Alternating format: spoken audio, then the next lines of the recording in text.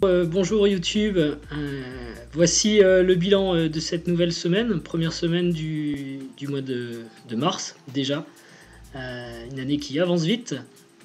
Donc vous vous souvenez peut-être, pour ceux qui suivent, que il y a une semaine et demie, j'ai remis en cause pas mal de choses sur mon entraînement, notamment par rapport au calcul, à la prophylaxie. Et donc depuis une semaine et demie, j'ai fait des exercices très différents de ce que je faisais auparavant, en consacrant beaucoup plus de temps au calcul. Donc on va voir ce que ça donne pour la semaine en cours, ou plutôt pour la semaine qui se termine aujourd'hui, 5 mars. Donc qu'est-ce que je peux dire? Déjà, ce planning très dense que j'essaye de caler autour des périodes de travail, j'ai réussi à le tenir. Ça, c'est une bonne chose. Vous voyez, il y a beaucoup moins de points rouges que les autres semaines, non, mais que ce que je m'attendais à trouver. En fait, ce que j'ai pas pu faire correctement, c'est mercredi du sport. C'est pas super grave parce que j'en ai fait la veille. Et à nouveau du sport, ça m'embête plus ce week-end, notamment à cause du mauvais temps. Et bon, ça va s'améliorer. Le printemps arrive bientôt. Je pense que je vais pouvoir avoir une pratique plus soutenu. Surtout les 3 heures, en fait, bon, il y avait une petite inversion entre dimanche et samedi. Aujourd'hui, ça devait être la première compétition pour le sport à laquelle je devais participer. Et la météo étant vraiment peu clémente, mon grand âge fait que j'attends que le temps soit un peu meilleur. Mais bon, c'est pas dramatique. Il y a quand même du sport, grosso modo, un jour sur deux. Et voilà, il y a eu un raté en semaine. C'était à cause du travail, en fait. J'ai eu cette semaine plus de travail que d'habitude et j'ai dû rogner sur mon créneau du midi où je fais du sport pour continuer à travailler. J'ai travaillé jusqu'à 13h30 et en fait j'ai mangé sur le pouce et j'ai recommencé, donc j'ai pas eu de pause. J'ai pas pu faire de sport mercredi. Donc en fait, c'est même pas par rapport au plan d'entraînement, c'est parce que voilà, ça arrive, il y a des impondérables professionnels parfois. Mais pour le reste, et je suis assez content, j'ai réussi à passer tous mes exercices d'échecs sans provoquer de lassitude. Le programme est quand même assez varié, même s'il est beaucoup basé sur le calcul, il y a beaucoup de choses différentes. J'ai mis en place le nouvel exercice dont je parle dans une autre vidéo de prophylaxie blitz. En fait, c'est du chest tempo, de la résolution de puzzle en mode inversé. On a la possibilité d'inverser l'écran sur chest tempo pour prendre le point de vue de la défense. Et je me suis rendu compte en testant cet exercice que j'étais très mauvais et que donc c'était forcément un point que je devais améliorer. Et alors ce qui était sympa aussi avec cet exercice, c'est comme c'est du chest tempo, ça permet d'avoir une évaluation, une cote Elo qui évolue. Et donc je pourrais voir si je m'améliore dans le temps sur ce point et si ça a même un impact sur les autres classements. D'ailleurs en une semaine et demie, comme j'ai fait beaucoup de calculs, il y a eu quand même des progrès sur l'ensemble de mes classements. Donc ça c'est très encourageant aussi. Ça veut dire que le changement de programme a été fait à bon escient et c'est très motivant. Donc voilà, toutes les séances ont été faites. Je vais reprendre le même planning pour la semaine prochaine. J'ai pas vraiment senti le besoin de changer des choses.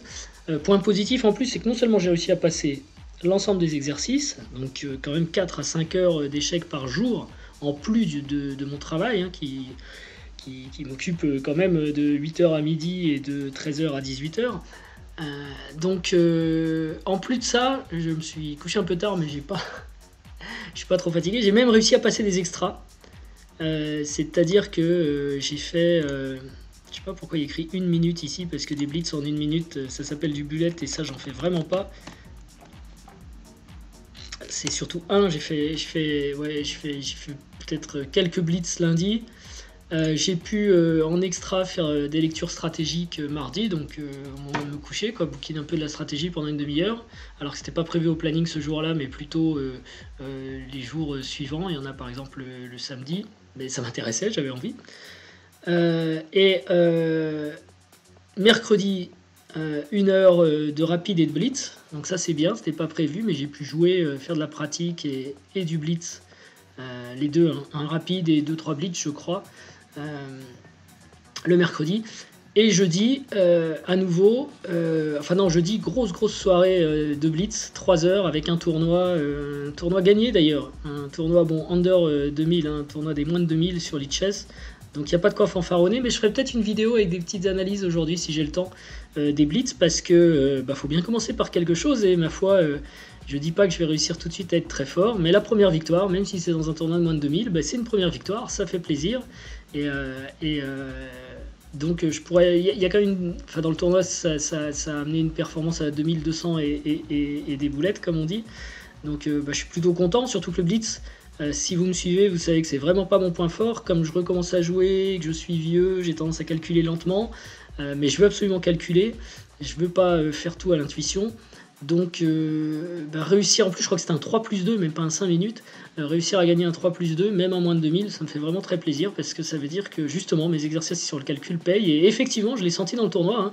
À plusieurs moments dans les blitz, il y a eu des petites situations tactiques forcément. Et j'étais très à l'aise et j'ai plutôt embrouillé mes adversaires que l'inverse. Donc voilà, je ferai peut-être une vidéo si j'ai le temps sur ce point. Alors les vidéos, si on en parle, vous avez dû remarquer que j'ai posté un peu moins cette semaine, mais la raison est sous vos yeux. J'ai fait moins de vidéos, je me suis beaucoup plus entraîné. C'est quand même mon objectif. Et voilà. J'ai pas trop pratiqué le rapide, donc j'ai pas pu poster non plus beaucoup de parties.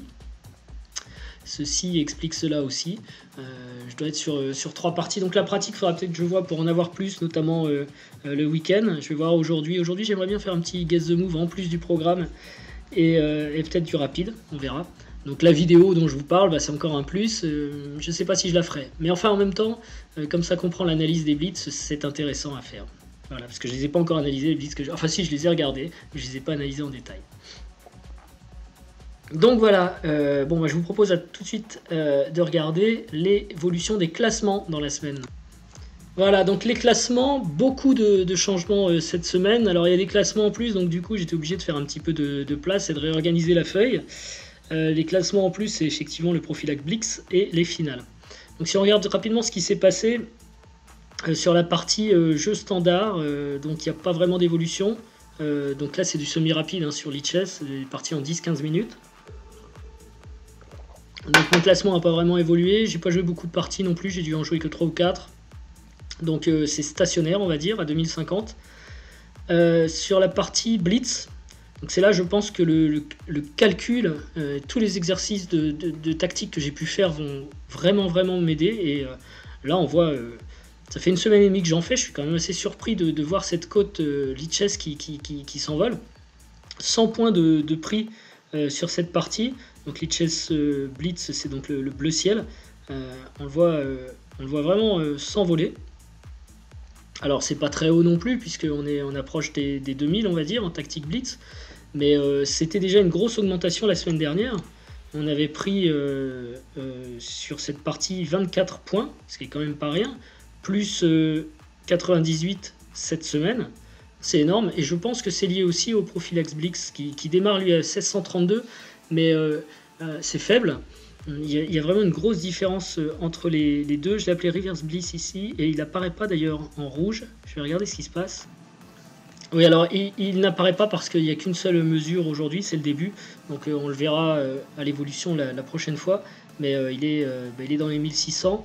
Il y a un truc qui me gêne aussi, c'est l'échelle. Je vais peut-être la corriger un petit peu. Voilà, on va peut-être y arriver. Donc j'ai débuté ce niveau prophylaxie à 1632, donc comme je disais c'est relativement faible, mais c'est intéressant parce que franchement j'ai bien senti justement ma faiblesse. J'ai déjà gagné quelques points dans la semaine à faire cet exercice, et je pense que ça me sert aussi sur la partie tactique. Donc là sur la tactique je suis à une semaine et demie avec beaucoup de calculs. Alors quand je dis beaucoup, il faut comprendre que dans ce programme, si on regarde un petit peu tout ce qui est calcul, les études c'est aussi du calcul que je fais, le tempo donc c'est des puzzles. Ici on a à nouveau des puzzles, de la pratique en calcul. Voilà. Ici on a donc 1 heure de calcul, une autre demi-heure, la prophylaxie c'est encore une demi-heure en temps limité, l'analyse c'est du calcul. Donc en gros j'ai facilement 2 heures à 3 heures de calcul pur par jour, quoi, quel que soit en fonction du programme du jour. Mais et en plus ce sont des heures vraiment, c'est le temps que je passe à calculer, c'est pas le temps que je passe à positionner les pièces sur le chiquier. De toute façon je le fais à l'écran. C'est pas le temps que je passe à boire un thé, à me lever pour aller aux toilettes, parce que c'est une des conséquences. Chaque fois je chronomètre mon temps. Donc c'est vraiment 3 heures effectives de calcul pur, brut. sur des exercices. Et pour ceux qui sont comment dire, ceux qui sont en mode blitz sur chest tempo, je donne la solution que lorsque j'ai calculé l'intégralité du problème. Donc parfois j'y passe plus de temps, je vais pas à l'intuition là tout de suite, mais je veux être sûr de ne pas jouer des erreurs notamment. Et pareil en défense. Et du coup ça se ressent dans mes parties ensuite, parce que dans les parties, même si on peut jouer à l'intuition, c'est quand même mieux d'avoir pu vérifier s'il s'agit de combinaisons de 3 à 4 coups par le calcul que ça fonctionnait.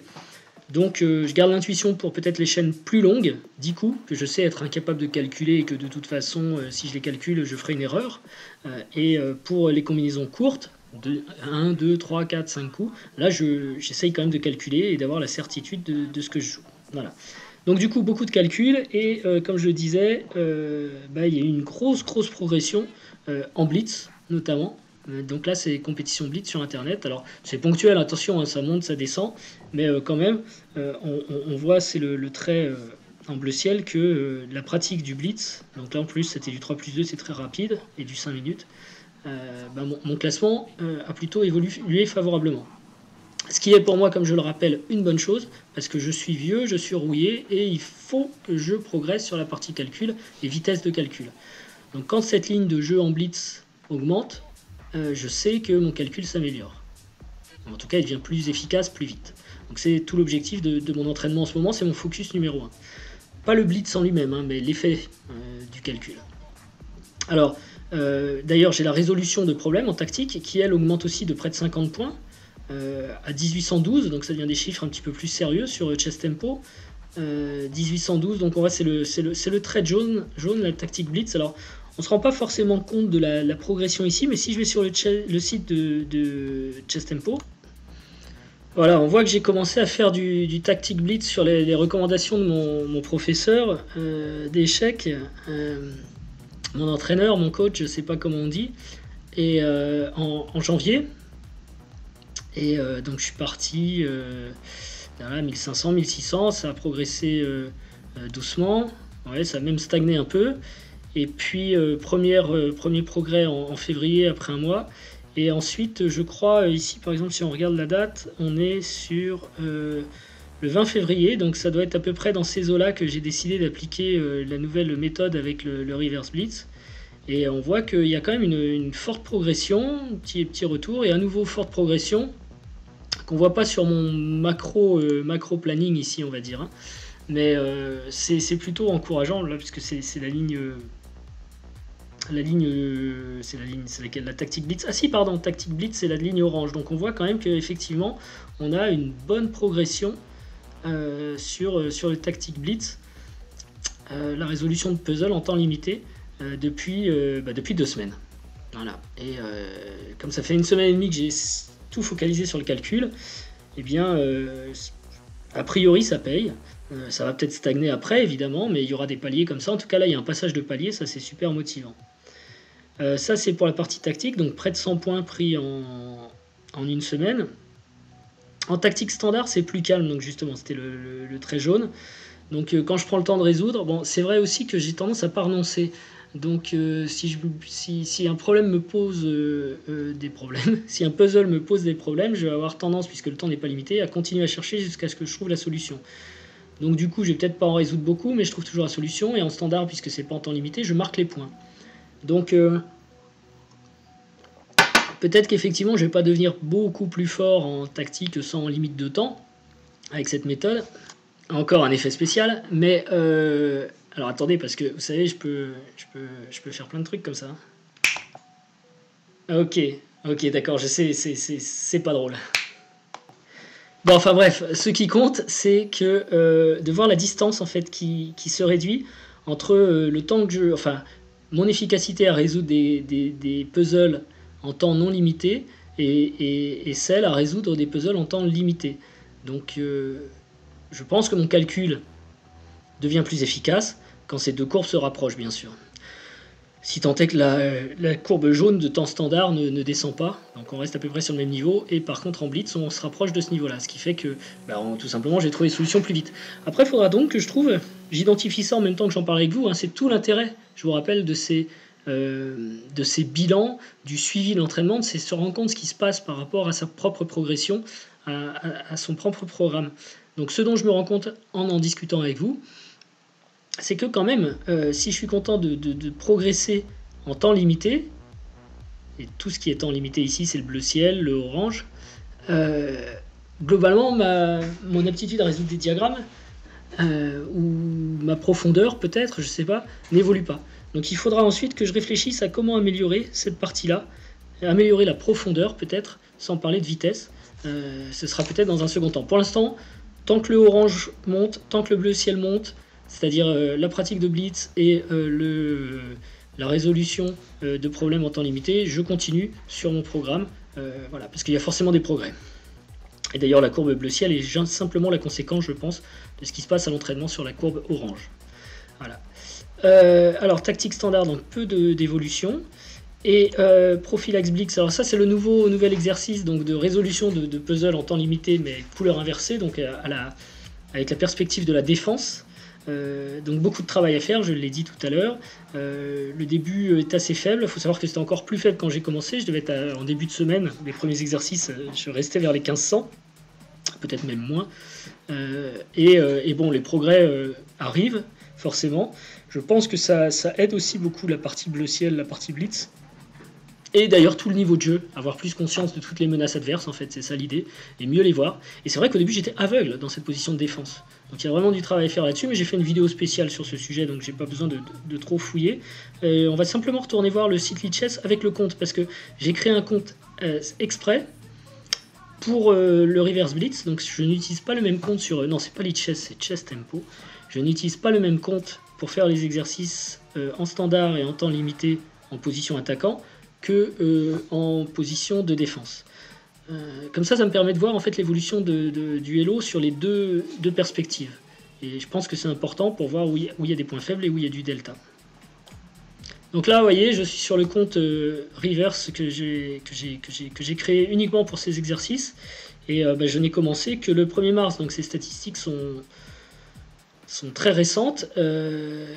Et on voit qu'après un progrès qui m'a amené vers un niveau sans doute en 2-3 jours qui devait être mon niveau de base, donc à 1500 en défense, ensuite l'entraînement fait progresser doucement les statistiques. Et là apparemment j'ai un premier palier qui se trouve vers 1630. Alors ça m'amuse 1630 parce que quand j'ai commencé le Tactic Blitz en janvier, en perspective normale, en attaquant, c'est à peu près dans ces eaux-là que j'étais, je crois. J'avais aucun problème pour résoudre les problèmes à 1650. Et ensuite, j'arrivais à monter, même jusqu'à 1700, mais très vite, je redescendais. Il n'y a qu'à 1650 que j'étais à l'aise. Et là, on voit que la courbe va stagner un petit peu à cet endroit-là. Donc, j'ai fait que 2 séances aussi, ça fait qu'1 heure finalement. Je vais continuer cet exercice, je vais le renforcer, on va voir. Normalement, ça devrait progresser, il n'y a pas de raison. Le tout, c'est d'être à l'aise avec cette vision de défense et d'en tirer des bénéfices. Voilà. Je vais retourner sur le suivi de l'entraînement. Donc, on a fait le tour des classes. Ah non, alors on a aussi classement CK final. Celui-ci vient de rentrer. C'est le trait vert ici. C'est une mesure que je n'appliquais pas auparavant puisque je n'avais pas forcément dans mon programme d'exercice sur les finales. Donc là, j'utilise non pas Chess Tempo pour faire des exercices sur les finales, et je le regrette, parce que j'aurais peut-être eu une cote comparable aux autres, mais bon. J'utilise une appli Chess King qui se trouve sur Android en l'occurrence, mais enfin on doit la trouver partout. Pourquoi pas Chess Tempo? Parce que quand on n'est pas un utilisateur payant de Chess Tempo, on a le droit qu'à 2 problèmes par jour de finale, et c'est pas compatible avec des blocs d'une demi-heure d'entraînement. Donc ça on oublie. Par contre, la cotation Chess King, elle est un petit peu optimiste à mon sens. Je suis parti à 2100, là je suis en train de monter vers 2200, c'est 2174. Et là où je suis pas du tout convaincu de l'objectivité, c'est que je veux bien croire que je suis un peu meilleur en finale d'ailleurs que sur d'autres parties, parce que j'ai beaucoup travaillé l'année dernière quand j'ai commencé mon programme sur le fait de répertorier des finales types et les apprendre et les jouer par cœur. J'ai d'ailleurs 1 ou 2 vidéos que vous pourrez trouver dans la playlist entraînement qui montrent comment s'entraîner sur les finales. Et c'est vrai que quand on connaît les positions type par cœur, on avance très très vite ensuite. Et aussi dans ces parties, on sait orienter la partie vers la position type qu'on connaît lorsqu'on approche de la finale. donc c'est un point fort. Mais peut-être pas aussi fort que ça, d'ailleurs, je suis sûr que c'est pas aussi fort que ça. Le problème de la notation de Chesking que j'ai remarqué, c'est que vous pouvez vous tromper dans la résolution d'une finale 1, 2 ou 3 fois, et à la fin vous gagnez quand même 3-4 points Elo. Donc, alors que pour moi, en partie, quand je me trompe 1, 2 ou 3 fois, ça fait 1, 2 ou 3 gaffes, et surtout en finale, c'est ce qui fait pencher généralement la balance sur le premier coup d'un gain à une nulle, et sur le deuxième coup d'une nulle à une défaite, quoi. Et une défaite, c'est certainement pas des gains de points Elo. Donc voilà, il est un peu trop gentil parce qu'il tolère que vous fassiez des erreurs et il vous donne quand même des points Elo si dans toute la série de coups à trouver, vous en trouvez un ou deux. Bon. Ce qui est important, c'est surtout d'évaluer, de regarder comment cette courbe va bouger dans le temps. Et sa valeur n'a pas vraiment de sens, peu importe. Toujours est-il qu'elle devrait elle aussi stagner au bout d'un moment. Là, j'ai commencé un nouvel exercice, donc au début je progresse, c'est logique. Elle devrait stagner ensuite. Et donc quand elle stagnera, il faudra que je m'interroge sur comment améliorer mon niveau en finale. Tant qu'elle stagne pas, je continue à faire les exercices tels qu'aujourd'hui. Tant que ça monte, ça veut dire que je progresse. Voilà, donc on a fini sur la partie, on va dire, suivi des classements. Donc classement online et classement d'exercices d'ailleurs, j'ai appelé ça online rating, mais en fait, bon, il y a beaucoup de classements qui sont liés à des exercices. La troisième partie, puisqu'on suit un petit peu les tableaux, c'est l'erreur radar. Alors ça, c'est celui de la semaine dernière, où finalement, j'avais pas identifié beaucoup d'erreurs différentes. On va voir ce qu'il en est pour cette semaine. Alors voilà, comme j'ai eu la semaine passée, je vous l'ai dit, pas trop de pratique sur le semi-rapide, mais par contre des extras, beaucoup de blitz, 3 heures de jeu un soir, un petit peu de blitz la veille encore, et de rapide 1 heure, et aussi du blitz lundi. Bref, j'avais beaucoup de pratique. Alors, un petit mot d'ailleurs sur ces blitz, parce que je vous ai fait aussi dans des vidéos des commentaires et on n'était pas tous d'accord sur la pratique blitz. Moi, il se trouve que je considère que le blitz c'est néfaste dans le sens où on va appliquer toujours le même schéma de réflexion et donc lorsqu'on veut progresser, on doit normalement transformer sa pensée d'une façon ou d'une autre, parce que si on fait toujours pareil, on ne progresse pas. Donc cette transformation doit s'appliquer et dans le blitz, on n'a pas le temps de l'appliquer. Donc j'ai décidé de faire des blitz cette semaine, et c'est peut-être ce qui amène aussi le progrès, j'ai décidé de les faire en appliquant ma nouvelle façon de penser, donc plus orienté sur la prophylaxie, avec du calcul étayé, et des vérifications. Donc c'est pas facile de tout traiter évidemment dans le blitz, mais quitte à perdre, je me suis dit tant pis, j'essaie d'appliquer cette méthode, même en mode accéléré. Ça a fonctionné, ce sera peut-être pas toujours le cas.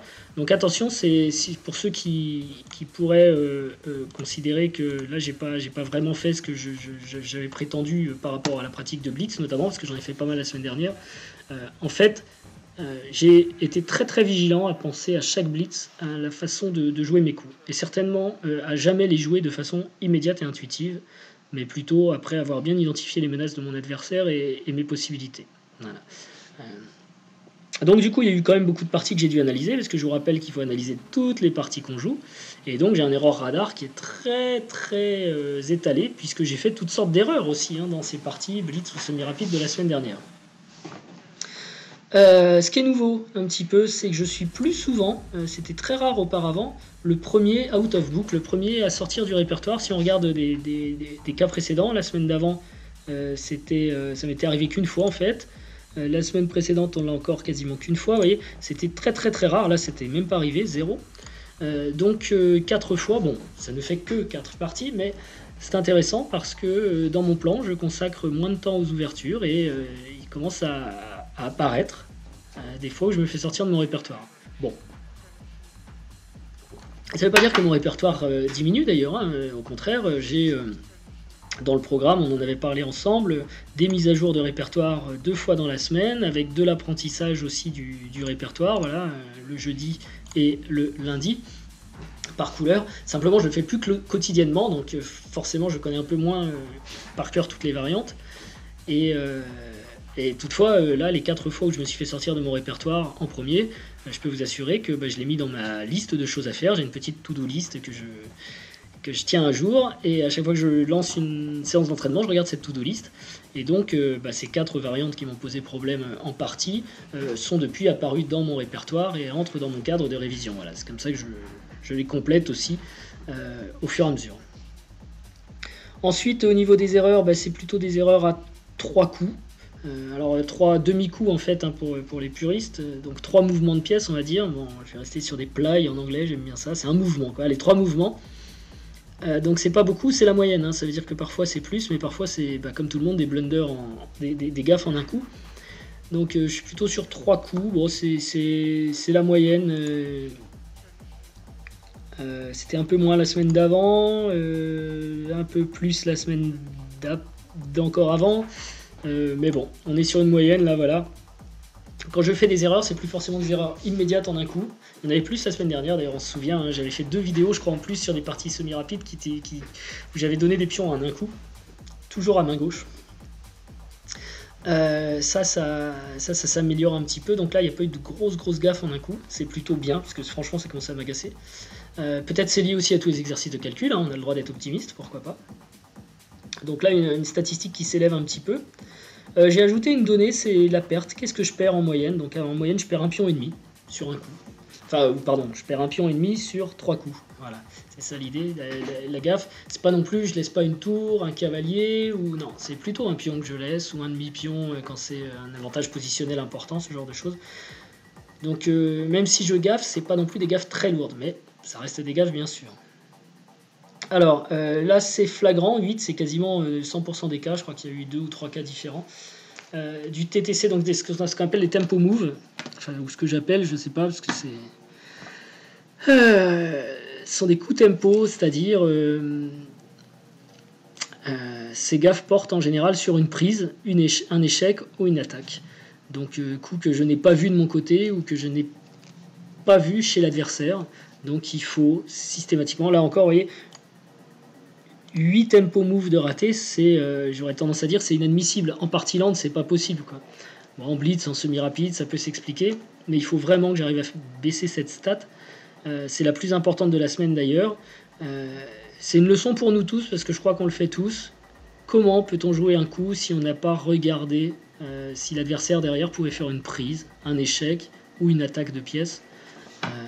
C'est absolument à vérifier, et quand c'est à nous de jouer, c'est aussi à regarder, puisque l'adversaire doit pas être bien meilleur que nous sur ce point, hein. Si on le fait tous, c'est que celui d'en face le fait aussi. Donc vérifions quand même avant de jouer si on peut pas lui faire avec un échec, une prise ou une attaque de pièce un peu de misère. Voilà. Donc ça, ce sera, je pense d'ailleurs, si j'en crois mon erreur radar, le focus pour la semaine prochaine. Sauf que j'ai plus de place pour m'occuper de mes focus de la semaine prochaine. Parce que j'ai une trop grosse tête. Attendez. Voilà, j'ai réussi à faire un peu de place. Donc d'ailleurs, c'est intéressant. La semaine dernière, je voulais rater aucune séance. C'était cette semaine, c'était mon objectif. Et a priori, c'est bon, à part 2 séances de sport. Bon, donc ça, c'est très très bien. Et la semaine prochaine, donc, j'avais dit prophylaxie, mais en fait, c'est même mieux que ça. Ce sera les tempo moves. C'est vraiment le focus essentiel pour la semaine prochaine. Ah oui, donc il faut peut-être que je les laisse comme ça et que je remplisse ma feuille plus tard. Donc ce sera ne rater aucune séance, ça c'était bon. Et la semaine prochaine, ce sera les tempo moves. Voilà. Je ne vais penser qu'à ça. Enfin pas qu'à ça, mais à ça en priorité dans mes entraînements, dans mes guess the move, dans mes parties, dans mes problèmes. Voilà, pour la résolution de diagramme, c'est quasiment que du tempo move en général, donc ça devrait aider. Voilà. Alors, ce qu'on a d'autre dans l'erreur radar, bon, je me trompe un petit peu tout le temps, ouverture, milieu, finale, beaucoup de fautes en finale quand même, hein, malgré le classement élevé là, mais je crois que j'ai joué surtout une finale catastrophique en semi-rapide, donc à elle toute seule, elle m'a coûté 3 fautes sur 5. Parce que c'était side note, quoi. Donc c'est pareil quand on analyse. Et oui, j'ai tout donné alors que j'étais gagnant. Je crois que je commence une finale avec une pièce de plus et je termine avec un pion de moins. Pas mal. Donc, ok. Souvent dans des positions égales. Bon, mais c'est plutôt bien distribué. Il n'y a rien de significatif. Un petit coup qui sort du lot ici. Alors, j'ai vu les tempo moves. C'est aussi plutôt des coups de mon camp que je rate.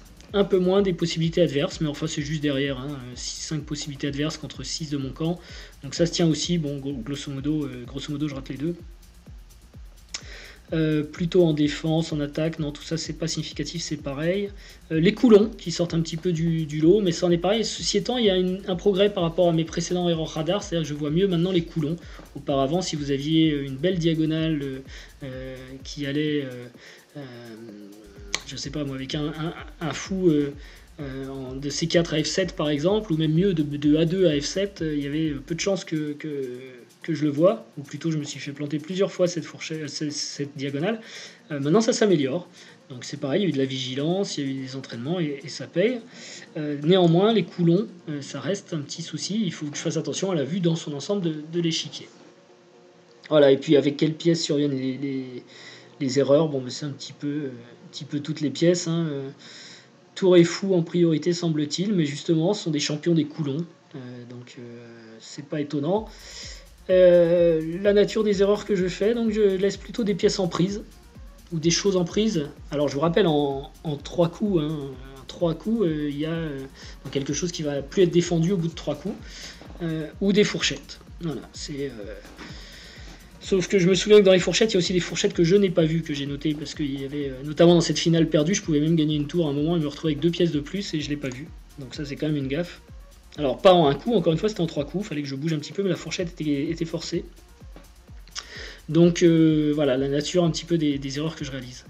Donc là je vois pas forcément d'axe de progrès flagrant pour la semaine prochaine, à part le focus sur le TTC, donc les tempo moves, les coups à tempo. Voilà. C'est ce que je vais préciser dans mon plan. Donc, partant de là, on va dire que voilà, on a fait le tour. Donc, je vais préparer pour la semaine prochaine le même programme avec les focus indiqués. Et ma foi, on verra ce que ça donne en termes de statistiques dans une semaine. Alors, je suis désolé, donc je poste un peu moins de vidéos, mais comme vous le voyez, je m'entraîne beaucoup.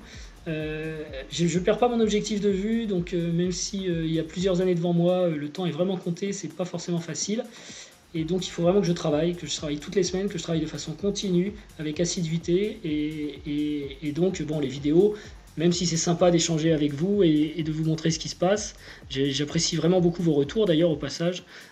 J'ai pas forcément, c'est pas ma priorité en termes de temps, c'est d'abord l'entraînement. Voilà, parce que en plus de travailler, de m'entraîner, il faut aussi que je mange et que je dorme, donc il n'y a plus beaucoup de temps. M'informer, avoir un petit peu de vie sociale aussi, c'est intéressant. Donc c'est vrai que ça laisse très peu de temps. Ceci étant, je viens de vous consacrer donc 32 minutes sur cette vidéo où je vous ai montré en pratique comment se fait le suivi de son entraînement et le fait de réajuster son entraînement au fur et à mesure en regardant sa réalisation. Je crois que j'ai une partie lente demain, ça c'est sympa, donc une partie lente de tournoi de club demain, et un tournoi rapide vendredi prochain. Ce sera liste bunker, donc je sais pas, peut-être que je sais que normalement j'irai avec un joueur de mon club qui est redoutable, il doit être 2200 rapide, et peut-être je verrai certains d'entre vous. Voilà, en attendant je vous souhaite une bonne fin de dimanche et à bientôt. Et puis d'ailleurs si vous regardez cette vidéo un autre jour, je vous souhaite une bonne journée, une bonne fin de journée, une bonne soirée, une bonne n'importe quoi, mais de bons moments en tout cas, et à bientôt. Au revoir.